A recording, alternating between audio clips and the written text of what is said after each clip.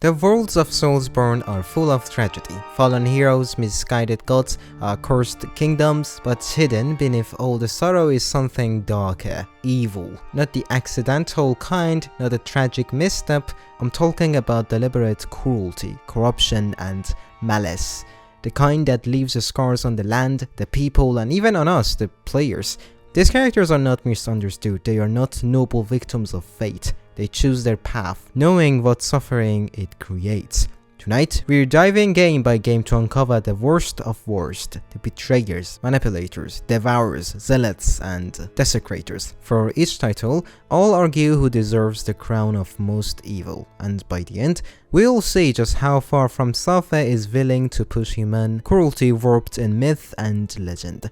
Some of these figures pursue knowledge, others hunger, others power, but all share one thing. Their actions echo like scars across the worlds they touch. And by the way, you know it, this is partially my own opinion. If you don't agree with me, it's okay.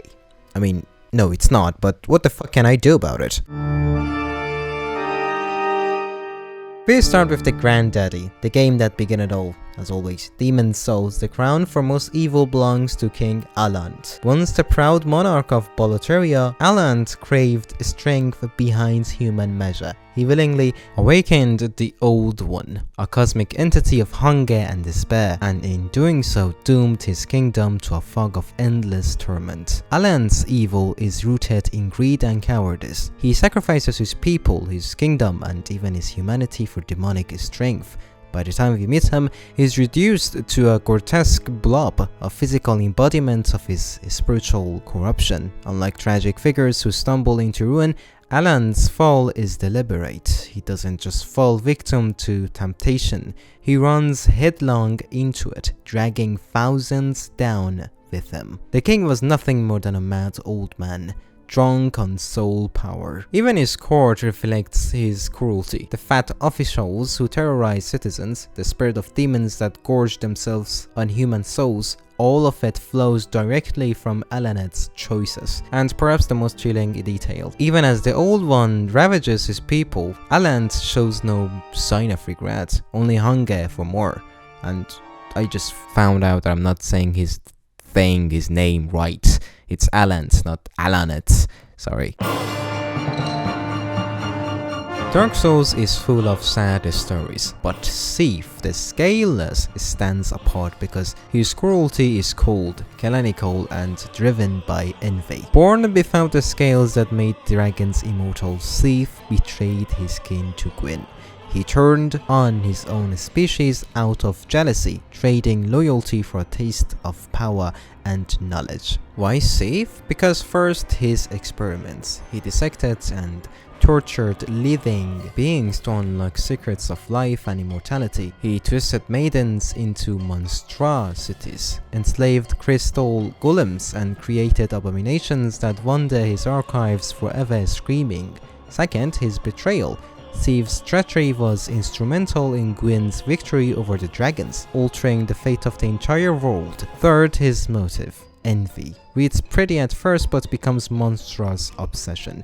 He doesn't seek justice, freedom, or even revenge. He seeks to satisfy a void in himself, and he doesn't care how much suffering fills it. Other villains may claim higher ideals. Nashandra with her dark age, Aldrich with his twisted faith, Pontiff with his empire, but Sif tortures and imprisons for nothing more than selfish curiosity. That is textbook evil, suffering for personal gain, with no redeeming purpose. And the worst part, he surrounds himself with knowledge and calls it wisdom, when it is only madness.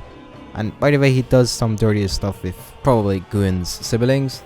I don't know, I heard it somewhere, but I'm not really deep into it. It is just a theory, but I think he married to one of Gwyn's daughters.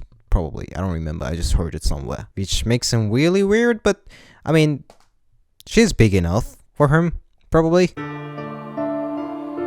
Dark Souls 2 is a mosaic of forgotten kingdoms and scheming power. Among them, Nashandra, a shard of menace incarnate, emerges as the most insidious evil. Where Sif was loud in his cruelty, Nashandra whispers. What makes Nashandra evil? She's patient, subtle, and strategic.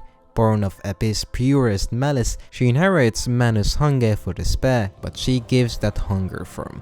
Nashandra seduces King Vendrick, whispers poison into his heart, and maneuvers herself toward the throne. Unlike other villains who smash down doors, Nashandra opens them quietly while you sleep. Her cruelty is psychological. She doesn't torch cities herself. She manipulates kings into doing it for her. Kinda like Cleopatra. Maybe more, fantasy, but She doesn't duel champions, she seduces and discards them. Nashandra weaponizes grief, weakness, and longing. And that makes her dangerous, because she corrupts not only individuals, but entire institutions. Through her, despair becomes policy. Compared to Sif's grotesque laboratory, Nashandra's evil is quiet, but no less devastating. It's the devil of erosion, of whispers that over time bring kingdoms to dust.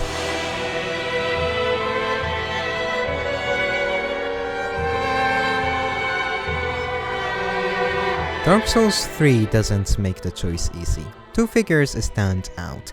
Pontiff Sullivan, the tyrant who made Irithyll in his image, and Uldrich, the devourer of gods, whose hunger consumes the sacred and profane alike. Pontiff Sullivan is evil in the way empires are evil. He seized power with fire, imposed his own religion, and crushed dissent with spectacle. His cruelty is systemic. He didn't just kill his enemies, he restructured society so that cruelty was the law. He is what happens when ambition, religion, and sadism merge. But then there is Uldrich. Once a holy man, Uldrich's hunger grew until he devoured humans. Then saints, then gods. He doesn't conquer cities, he digests them, he dissolves bodies, desecrates corpses, and consumes divine power like it's candy. Uldrich represents appetite without restraint, cruelty that becomes religion. Who's worse, the tyrant who enslaves with laws, or the glutton who erases even gods? Pontiff's evil is vast but abstract. Institutions, oppressions. Uldrich's evil is intimate, a grotesque violation of flesh, faith, and meaning. If forced to choose, Uldrich edges out. Not because Pontiff is merciful, but because Uldrich represents a form of desecration so visceral it makes God tremble. Fuck you, Uldrich. I had to say that. I had to say it. Fuck you. He ate my little femboy there. Bloodborne complicates the idea of evil. Is the worst monster the one who builds the nightmare, or the one who hunts within it?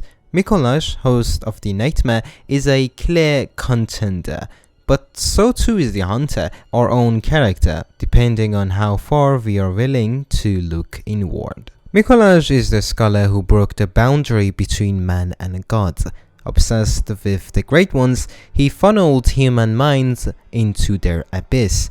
His cruelty isn't loud, it's academic. He views humanity as fodder for experiments and sanity as currency.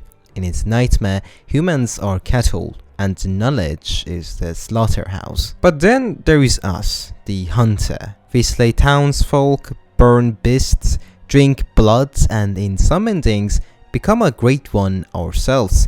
The hunter is unique in that our evil is optional. We can embrace the hunt's logic, kill, consume, ascend, and become the very nightmare we sought to escape. So, who is more evil? Mikołaj, who builds the cage, or the hunter who thrives within it?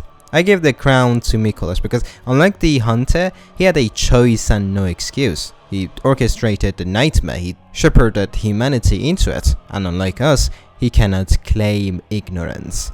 But to be honest, I had to talk about ourselves. If you're not the worst person in Bloodborne, we are not the best one neither. We did a lot of nasty thing in this universe.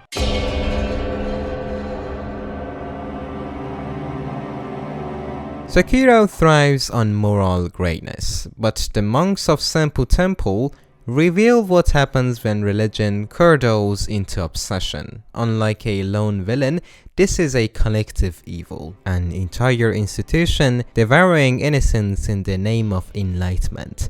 The monks sought immortality, and they paid for it with children's lives. They abducted innocents, performed grotesque rituals, and justified every act as holy duty. They twisted Buddhism into cultish fanaticism, transforming themselves into insect hidden husks. They represent the evil of institutions. The very belief, when warped, can normalize atrocity. What makes the Senpu monks truly terrifying isn't just what they did, it's how ordinary it felt to them. For them, cruelty was a process, a step on the ladder to immortality. That's why in Sekiro, evil isn't a person but a system, which is more realistic than you think.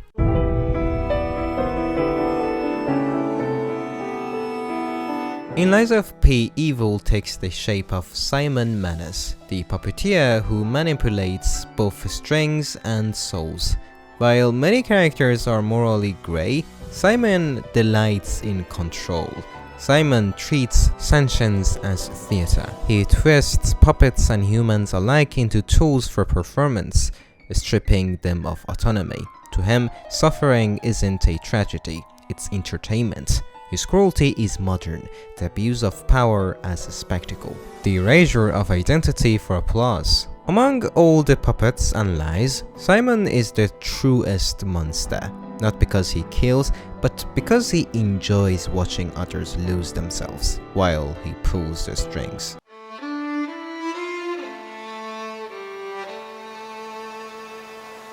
Elden Ring represents us with both the grotesque and the tragic. The loathsome Dung Eater is a caricature of degradation. Mikola is a child god whose intentions appear noble but hide disturbing methods. Both represent evil but in different shades. Dung Eater is evil made flesh. He doesn't just kill, he defiles. He curses bodies so they can never rest, spreading rot and humiliation across generations. His cruelty is performative.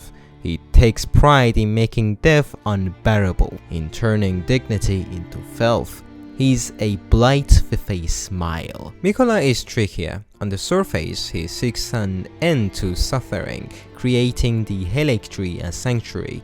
But his methods, manipulation, control, and experimentation, raise unsettling questions. Did Mikola's dream of salvation justify his use of others as tool? Does his godhood excuse his manipulation of will? By a strict definition of evil, deliberate malice that brings suffering, the Dung Eater wins without contest. But Mikola complicates the story. He is the warning that even noble intentions pursued without restraint can warp into something unrecognizable. If Dung Eater is evil's face, Mikola is its shadow. So, from King Alan's greedy betrayal to Sif's cold experiments, from Nashandra's whispers to Aldrich's grotesque hunger, from Mikola's nightmare to Senpu monks' twisted faith, and Simon's puppetry to the Dung Eater's desecration, evil in Souls game takes many forms. Some intellectual, some physical, some collective, some personal, but they all remind us that cruelty in the end is a choice. And in FromSoftware's world, the cost of that choice is always written in suffering. And they always add this kind of stuff. Thanks for watching. If you liked this video, please like and subscribe, and until next time, may the flames guide your way.